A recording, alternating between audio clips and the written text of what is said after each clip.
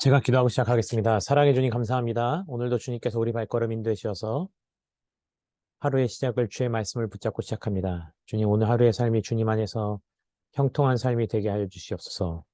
주님과 함께 말씀 가운데 살아계신 하나님을 경험하며 살아갈 때 하나님께서 말씀 가운데 보여주신 놀라운 승리가 우리의 삶을 통해서도 경험되어지게 하여 주시옵소서. 예수님의 이름으로 기도드립니다. 아멘.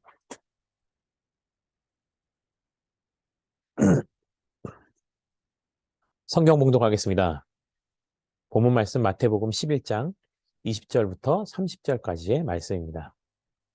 다 함께 봉독하겠습니다. 예수께서 권능을 가장 많이 행하신 고을들이 회개하지 아니하므로 그때 책망하시되 화 있을진저 고라시나 화 있을진저 벳세다야 너희에게 행한 모든 권능을 두로와 시돈에서 행하였더라면 그들이 벌써 베옷을 입고 재에 앉아 회개하였으리라. 내가 너희에게 이르노니 심판날에 두로와 시돈이 너희보다 견디기 쉬우니라.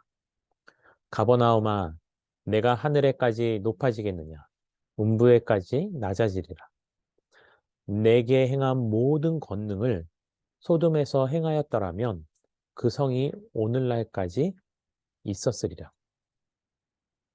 내가 너희에게 이르노니 심판날에 소돔 땅이 너보다 견디기 쉬우리라 하시니라. 그때 예수께서 대답하여 이르시되 천지의 주제이신 아버지여 이것을 지혜롭고 슬기 있는 자에게는 숨기시고 어린 아이들에게는 나타내심을 감사하나이다. 옳소이다. 이렇게 된 것이 아버지의 뜻이니이다.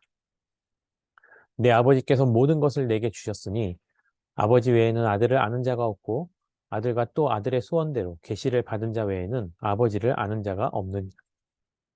수고하고 무거운 짐진 자들아 다 내게로 오라 내가 너희를 쉬게 하리라. 나는 마음이 온유하고 겸손하니 나의 멍에를 메고 내게 배우라. 그리하면 너희 마음이 쉼을 얻으리니 이는 내 멍에는 쉽고 내 짐은 가벼움이라 하시니라. 아멘. 회개하지 않는 자들에 대해서 오늘 말씀을 선포하겠습니다.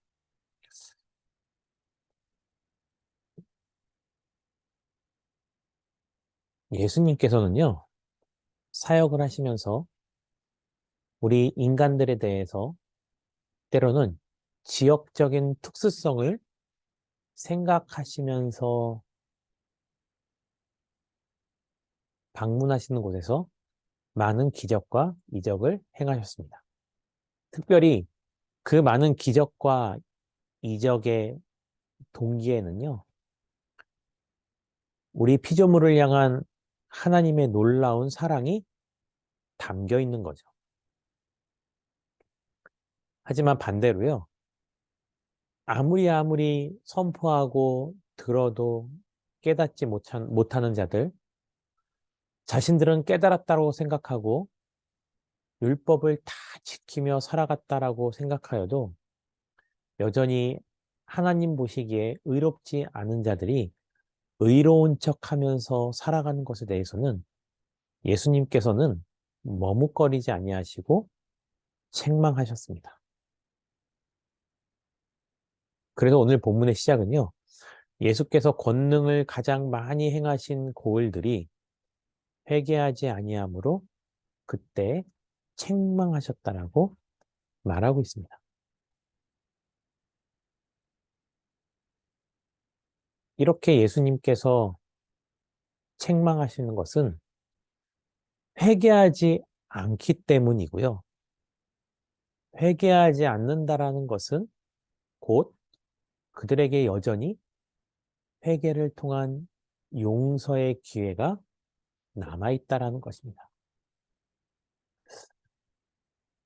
물론 말씀을 전하고 있는 저도요, 누군가가 저를 책망하였을 때 그 책망을 받아들이는 데 있어서 저도 마음이 늘 편한 것은 아닙니다.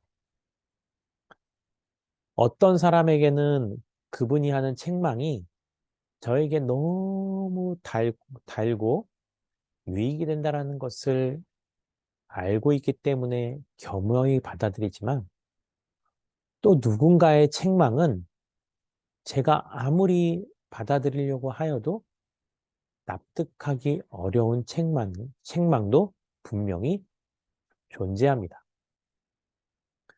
하지만 우리는 아무리 내가 받아들이기 힘들다 하여도 그것이 나를 살리는 길이라면, 나를 더욱더 성숙하게 만드는 거라면 기꺼이 받아들일 수 있어야겠죠. 예수님께서 기적을 많이 행하신 고을들이 지역을 말하는 게 아니겠죠. 그 지역에 있는 사람들이요. 그렇게 많은 기적과 이적을 보고도 복음을 온전히 받아들이지 못하는 것에 대해서 구약 성경에 있던 사건 가운데 가장 큰 심판의 사건을 예를 들어서 오늘 말씀하고 계십니다. 21절부터 나와 있죠. 화 있을진저 고라시나 화 있을진저 벳세다야 너희에게 행한 모든 권능을 그렇죠. 예수님께서 그 회개하지 않는 지역의 사람들 그들에게서 보여주셨던 수많은 권능을 이미 심판을 받아서 사라진 두로와 시돈에 그것을 행했더라면 그들은 벌써 회개에서 그 심판을 하나님께서 거두셨을 것이고 그만큼 과거에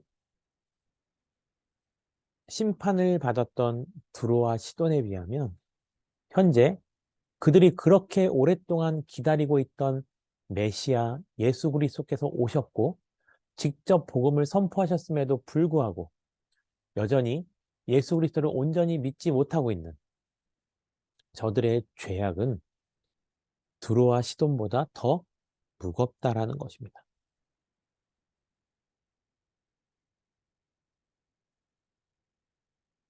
그리고 나서 결국은 회개하지 못하면 주께서 그곳을 심판하시겠고 음부로까지 낮아질 정도로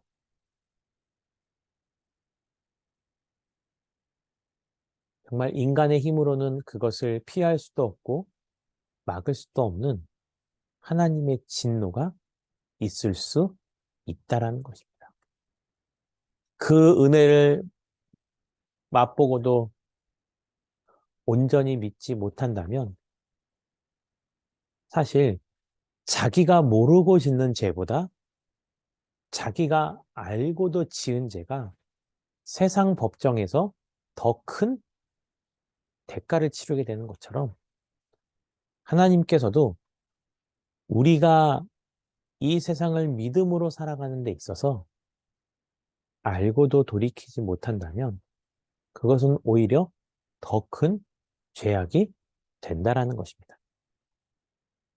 그래서 24절에서 이렇게 말하고 있죠. 내가 너희에게 이르노니 심판 날에 소돔 땅이 너보다 견디기 쉽다라는 겁니다.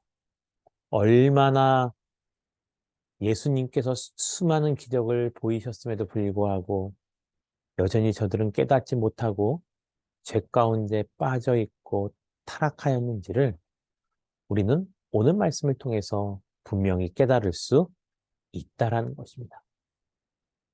하지만요, 많은 유대인들이 그렇게 오랫동안 기다렸던 예수 그리스도가 메시아임에도 불구하고 그를 깨닫지 못하고 따르지 못했던 이유 가운데 하나는요, 저들이 기다리고 있던 메시아의 모습이 아니었기 때문입니다.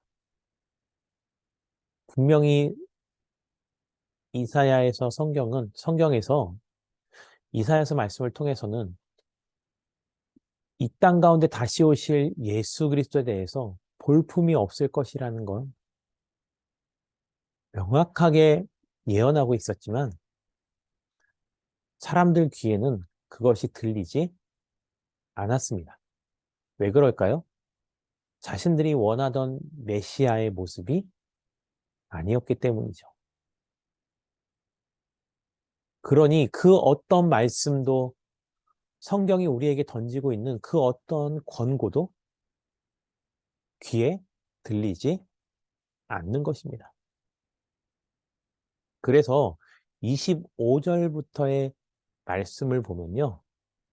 그때 예수께서 대답하여 이르시되 천지의 주제이신 아버지시여 이것을 지혜롭고 슬기 있는 자에게는 숨기시고 어린아이들에게는 나타내심을 감사하다라고 고백하고 있는 겁니다.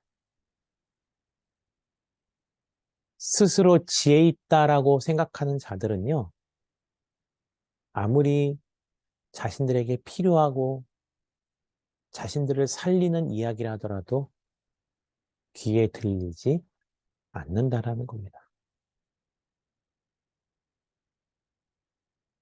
하나님께서는 그것을 이미 알고 계셨습니다. 회개하라, 천국이 가까웠느니라 그 복음을 받아들일 준비가 되어 있지 않았기 때문입니다. 하지만 어린아이들은요, 어떠한 편견도 스스로 자기를 보호하기 위한 방패막도 없는 어린아이들과 같은 믿음을 가진 사람들은 그 그리스도의 복음을 쉽게 받아들였죠.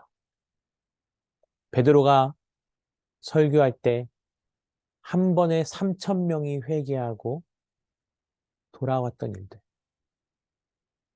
여러분들은 3천 명 안에 계시겠습니까?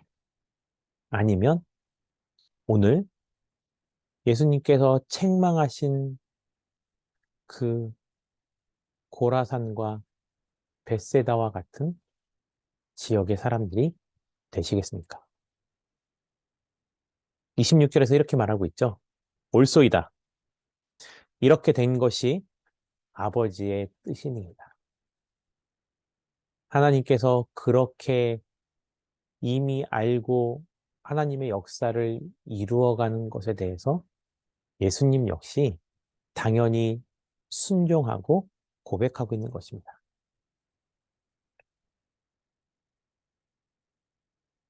그리고 나서요, 하나님께서 모든 것을 예수 그리스도께 주셨는데 아버지 외에는 아들을 아는 자가 없고 아들과 또 아들의 소원대로 계시를 받은 자 외에는 아버지를 아는 자가 없다라는 겁니다. 하나님께서 모든 계시와 예언이 예수님을 통해서 성취되었는데 그 예수 그리스도를 알지 못한다면 결국 스스로 율법을 다 지켜왔다라고 자부하는 사람들에게 있어서는 저들은 결국 아무 율법도 제대로 알고 있지 않았다라는 것이며 스스로 지켜왔노라고 자부심을 가졌던 그 율법들은 하나님께서 보셨을 때 아무, 아무 소용이 없다라는 것입니다. 그리고 이렇게 말하죠. 모두가 잘 알고 있는 아주 유명한 말씀입니다. 수고하고 무거운 짐진 자들아 다 내게로 오라. 예수님께서 이 시간에 우리를 초대하십니다. 왜요? 지금 우리가 짊어지고 있는 삶의 무게는요, 너무나 무거운 것들이기 때문입니다. 얼마나 무겁냐고요? 우리 스스로의 힘으로 그것을 지고 가다가는 결국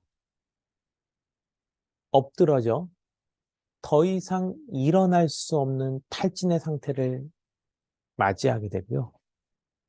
때로는 그러한 탈진이 우리의 육신뿐만이 아니라 우리의 정신과 우리의 영혼까지 파먹고 들어가서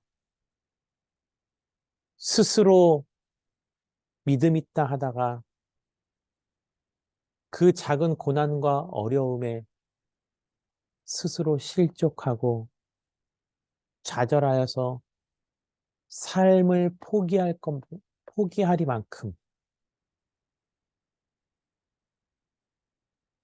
그래서 그러한 자들에 대해서요.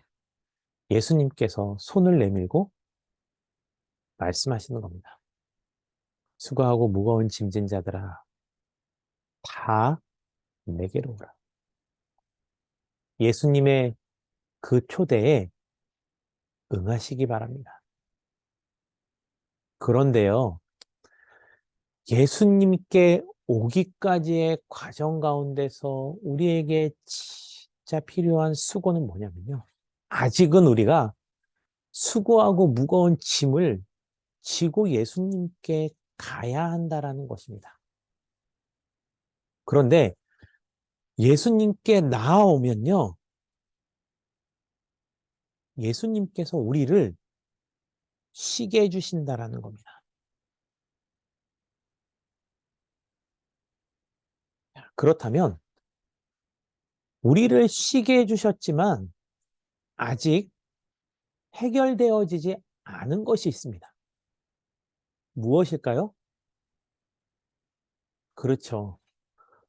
우리가 등에 짊어지고 있는 짐은 아직 해결되지 않았습니다. 쉼을 주신다 그랬지. 그 짐을 다 해결해 주신다고는 아직은 말씀하지 않으셨습니다. 그리고 나서 예수님께서 본인은 그 본인의 그 무거운 짐을 어떻게 지고 가고 해결했는지 오늘 말씀을 통해서 먼저 알려주고 계십니다. 나는 마음이 온유하고 겸손하니 나의 멍에를 메고 내게 배우라는 거죠. 예수님의 삶의 여정 어떠했습니까? 예수님은요, 자신이 짊어지고 가야 될 그 짐을요, 구차하게 피하지 않으셨습니다.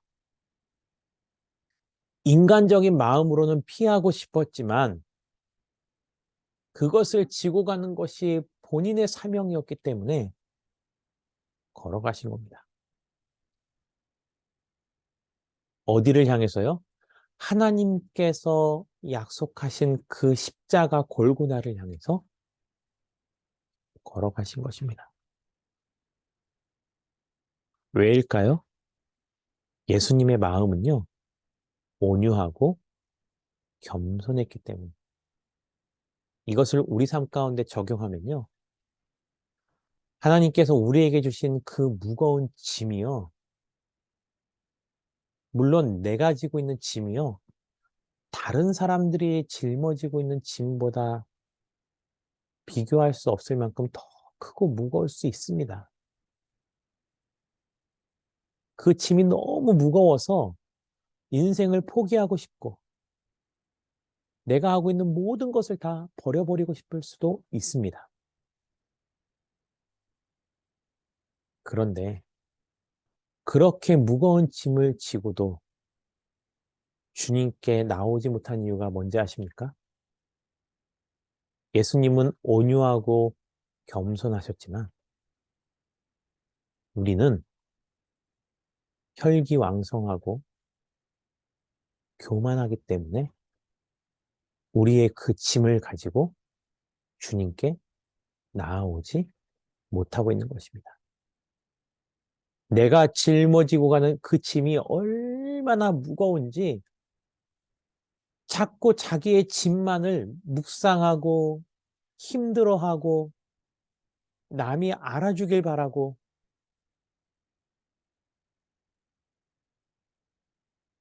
그것에 대한 보상만 요구하고. 그런데 주님께서는요, 우리가 지고 가야 될 그 짐을 지고 오라는 것입니다. 하지만 우리에게 주시는 안식이 뭔지 아십니까?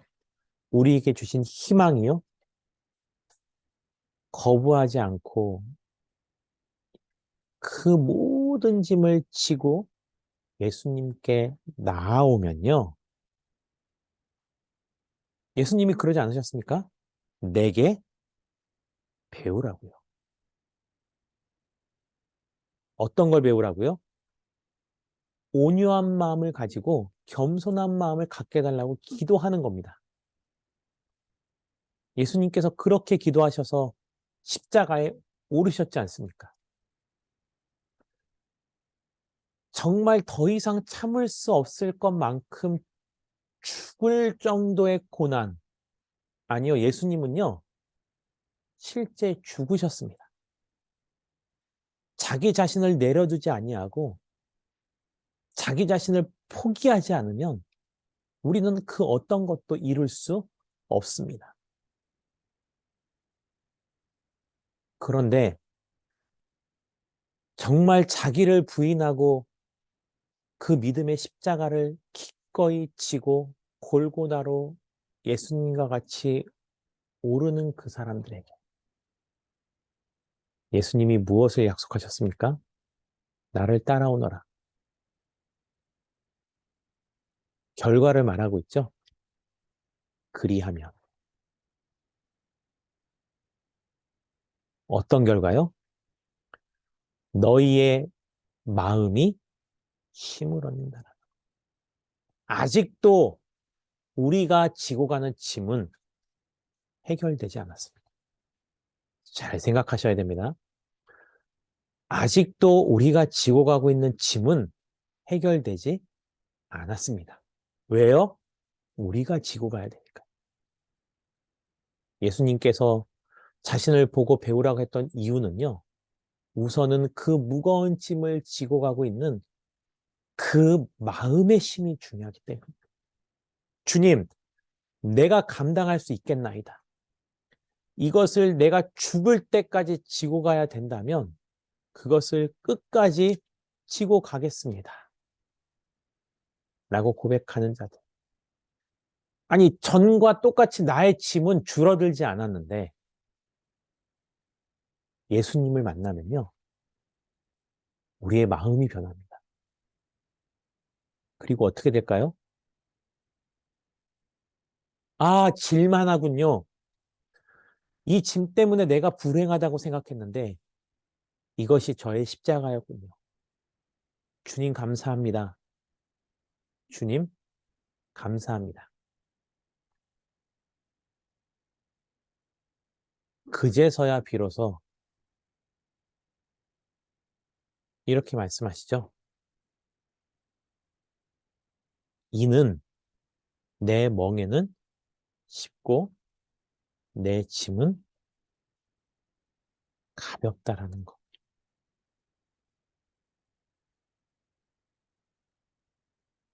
예수님께서 지고 가셨던 그 십자가가 너무 무거운 건 줄 알았는데. 아니, 정말 무거운 것이었습니다. 그래서 예수님께서 죽으셨지 않습니까? 이보다 더 큰 십자가가 어디 있습니까? 여러분들이 지금 내가 지고 가는 십자가 때문에 처형당하셨습니까? 하지만 하나님의 계획은 그것으로 끝나지 않고 부활에 있었습니다. 그 부활로 말미암아 예수님은 영원한 승리를 하셨고 모든 사단의 권세를 물리치셨으며 이제는 그 모든 짐을 벗어버리고 하늘 우편에 오르셔서 장차 우리가 갈 그 천국을 예비하고 계신다는 거예요. 우리가 우리의 무거운 짐을 지고 예수님을 따라가면요. 그리고 예수님을 본받아 마음의 힘을 얻고 나면 하나님의 때에 하나님의 방법으로 그 무거웠던 것들조차도 언젠가는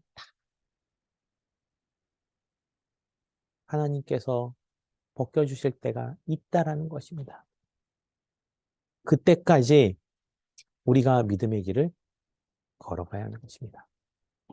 말씀을 마치며 우리 자유롭게 이렇게 기도하고 마치겠습니다. 하나님 말씀 앞에서 죄를 깨닫고 회개하는 삶을 살게 해달라고, 우리의 무거운 짐을 주님께 맡기고 의지하는 삶을 살게 해달라고, 공동체를 위해서 이렇게 기도하겠습니다.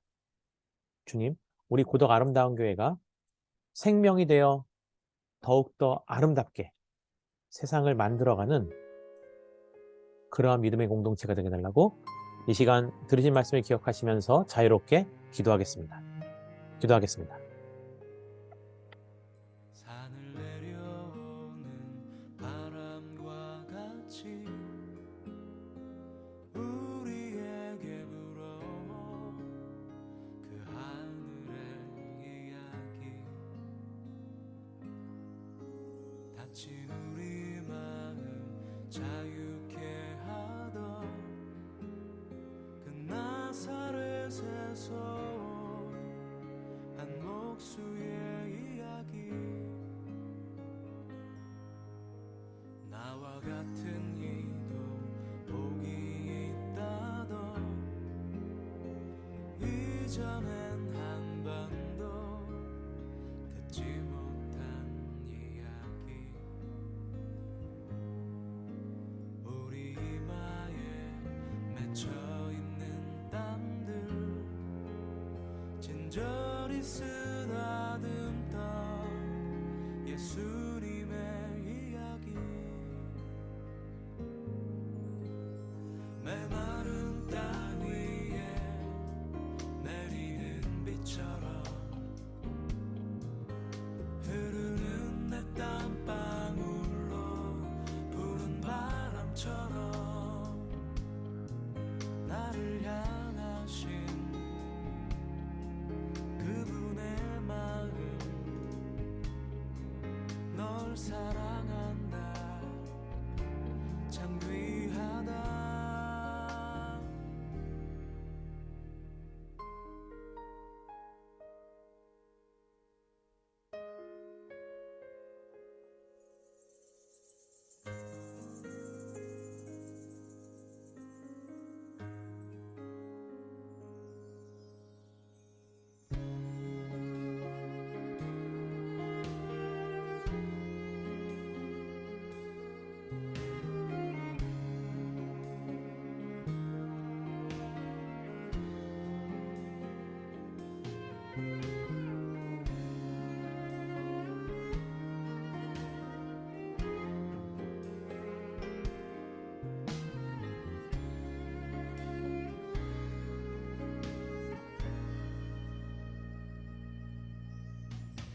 메마른 땅 위에 내리는 비처럼